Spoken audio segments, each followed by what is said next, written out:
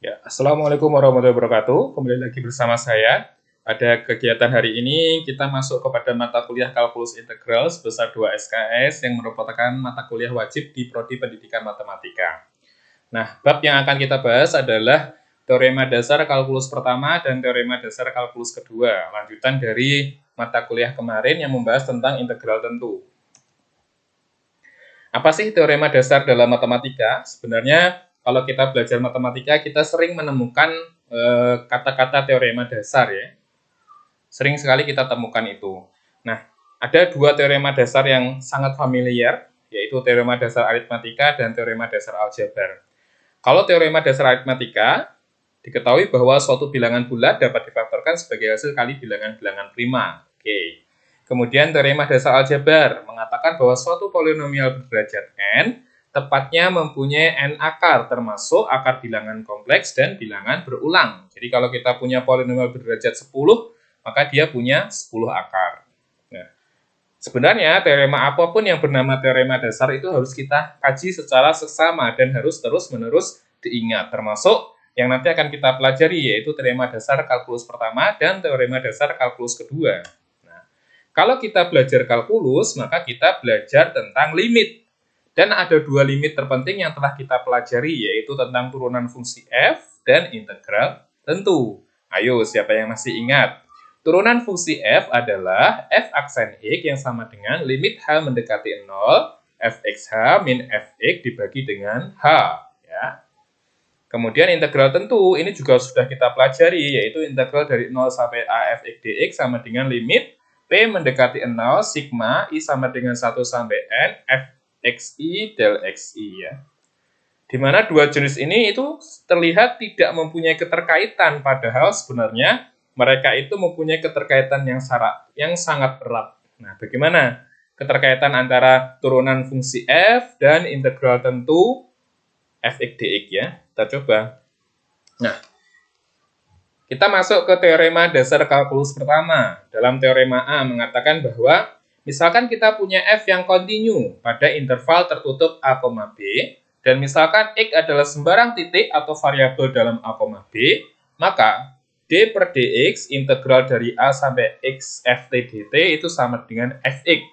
Jadi teorema A itu menghubungkan antara turunan dan integral tentu. Nah, turunan kan kita simbolkan dengan d per dx, ya kan? Sementara integral tentunya adalah ini, integral ft dt, batasnya dari a sampai x. Ya. Ketika ini kita integralkan, kemudian kita turunkan dia lagi terhadap x, maka dia sama dengan fx. Nah, kita coba. Contoh pertama, misalnya kita diminta untuk menentukan d per dx integral dari 1 sampai x t pangkat 3 dt. Nah, apakah kita bisa langsung menggunakan teorema dasar kalkulus pertama? Jawabannya bisa. Kenapa? Karena kalau kita lihat soal ini, hampir mirip dengan teorema dasar kalkulus pertama tadi. Ada d per dx-nya, ada integral tentunya, kemudian ada batasnya dari 1 sampai x. Jadi A-nya itu di sini sama dengan 1. Jadi kalau kita kembali ke teorema dasar kalkulus pertama, maka jawabannya adalah fx. Ya, fx. Tadinya ft, jadi fx. Jadi tidak berubah. Kalau dia t pangkat 3, maka jawabannya adalah x pangkat 3. Ini ft, yang sini fx. Oke. Contoh yang kedua, misalnya kita diminta untuk mencari d per dx integral dari 2 sampai x t pangkat 3 per 2 dibagi dengan akar t kuadrat ditambah 17 dt. Wah. Bentuknya sama persis dengan contoh 1 tadi ya. Dan teorema dasar kalkulus pertama tentunya. Maka jawabannya adalah langsung fx. Fx-nya adalah x pangkat 3 per 2 dibagi dengan akar x kuadrat ditambah 17. Oke. Sampai sini ada pertanyaan. Kalau tidak ada, kita lanjut. Contoh yang ketiga, misalnya kita diminta untuk mencari d per dx dari integral x sampai 4, tangan kuadrat u cos u du, di mana x terletak antara pi per 2 sampai 3 pi per 2. Nah, ini tidak bisa langsung kita kerjakan menggunakan teorema dasar kalkulus pertama. Kenapa? Ya, benar. Jawabannya adalah karena x yang ada di bawah ini merupakan limit bawah, bukan limit atas. Jadi beda dengan contoh 1 dan contoh 2. contoh 2 ini X-nya adalah limit atas. Ya. Limit bawahnya 2, limit atasnya X.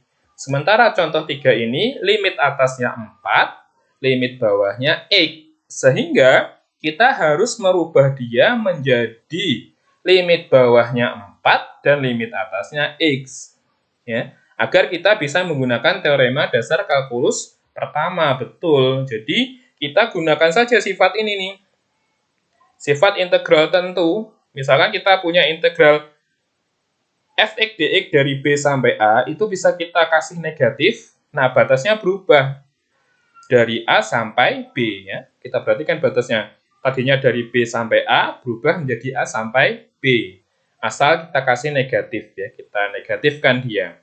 Berarti kalau ini kita negatifkan, dia berubah. Ya. Dari tadinya X sampai 4, berubah jadi 4 sampai X. Ya, betul ya. Negatifnya bisa kita keluarkan. Karena bentuknya sudah sama dengan teorema A, teorema dasar kalkulus pertama, maka hasilnya adalah Fx. Fx-nya apa? Dari Fu ini. Jadi min tangen kuadrat X kali cos X. Contoh 4, misalnya kita diminta untuk mencari dx integral dari 1 sampai x kuadrat 3t min 1 dt. Ya. Apakah ini bisa kita langsung gunakan teorema dasar kalkulus pertama? Tunggu dulu, hati-hati. Kenapa? Karena limit atasnya itu adalah x kuadrat, bukan x. Maka kita bisa menyelesaikan contoh 4 ini menggunakan aturan rantai. Bagaimana caranya? Yaitu kita misalkan dia menjadi U. Ya. U-nya itu sama dengan x kuadrat. Nah, kalau kita memisalkan U sama dengan x kuadrat dan menurut aturan rantai, turunan terhadap x dari fungsi komposit ini adalah berarti du, ya, du dari integral sampai 1u 3t min 1 dt, ya kan, dikali dengan dxu, jadi turunan dari x kuadrat tadi. Nah, ini berubah menjadi ini kan menggunakan teorema dasar kalkulus pertama, ya kan? Ini kan ft, ini kan fu. Sementara dxu-nya, u-nya kan x kuadrat, turunannya terhadap x kan 2x. Oke, betul ya? Kemudian yang ada u-nya ini kita ganti dengan x kuadrat, jadinya 3x kuadrat min 1 dikali dengan 2x, yang sama dengan 6x pangkat 3 min 2x. Ini adalah salah satu cara untuk menyelesaikan kasus soal contoh 4 ya. Cek kembali batasnya. Batasnya ini x kuadrat bukan x. Maka kita misalkan dia menggunakan pemisalan u sama dengan x kuadrat, kemudian gunakan aturan rantai. Dari du fungsi ini, kemudian dxu-nya. Begitu ya. Cara kedua kita bisa menggunakan bantuan gambar. Bagaimana caranya? Cara lain untuk mencari turunan ini adalah dengan menghitung terlebih dahulu integral tentunya. Jadi kita kerjakan dulu integral tentunya. Integral dari 1 sampai x kuadrat 3t min 1 dt. Nah, bagaimana sih cara mencari integral tentu ini? Ya, kita lihat. Berarti kalau cara mencari integral tentu ini ya kita bawa dia ke diagram ya, diagram kartesius. Sumbu x-nya kita ganti dengan t, sumbunya juga kita ganti dengan y. Kita gambar dia itu merupakan garis y sama dengan 3t min 1 yang terletak antara garis t sama dengan 1 dan t sama dengan x kuadrat. Nah, kalau ditanya integral tentu dari 1 sampai x kuadrat 3t min 1 dt itu sama aja dengan luas daerah yang diarsir ini. Kalau kita perhatikan, luas daerahnya itu sama persis dengan luas trapesium. Ya. Luas trapesium itu apa? Jumlah sisi sejajar kali tinggi dibagi dengan 2. Nah, jumlah sisi sejajarnya berapa? Ya hitung aja. Atasnya itu 2, ya kan? Samping kiri ini. Samping kanannya adalah 3x kuadrat min 1. 2 ditambah 3x kuadrat min 1. Dikali tingginya. Tingginya adalah x kuadrat dikurang dengan 1. Ya kan? Kemudian dibagi dengan 2. Saya ulangi ya. Jumlah sisi sejajar dikali tinggi dibagi dengan 2. Berarti jumlah sisi sejajarnya 2 ditambah dengan 3x kuadrat min 1 dikali dengan x kuadrat min 1 dibagi dengan 2. Kalau kita sederhanakan mendapatkan 3/2 x pangkat 4 min x kuadrat min setengah. Ini adalah integral tentu dari 1 sampai X kuadrat 3T min 1 dt. Nah, kalau diminta dx-nya ya tinggal kita turunkan saja nih. Dapatnya adalah 6x pangkat 3 min 2x. Betul. Apakah hasilnya sama? Ya sama. Ya. Cara 1 dan cara 2 itu memberikan hasil yang sama, yaitu 6x pangkat 3 min 2x. Betul. Oke, kita lanjut. Ada beberapa teorema tambahan dari teorema dasar kalkulus pertama, yaitu teorema B dan teorema C. Teorema B itu misalkan kita punya fungsi fx kurang dari sama dengan gx, maka integral dari a sampai b fx dx itu kurang dari sama dengan integral dari a sampai b gx dx. Jadi dengan kata lain teorema B itu mempertahankan sifat pertidaksamaan dua buah fungsi ya. Ini bisa kita lihat di sini nih. Ya. Daerah R1 itu adalah integral dari A sampai B dengan fungsi X. Ya.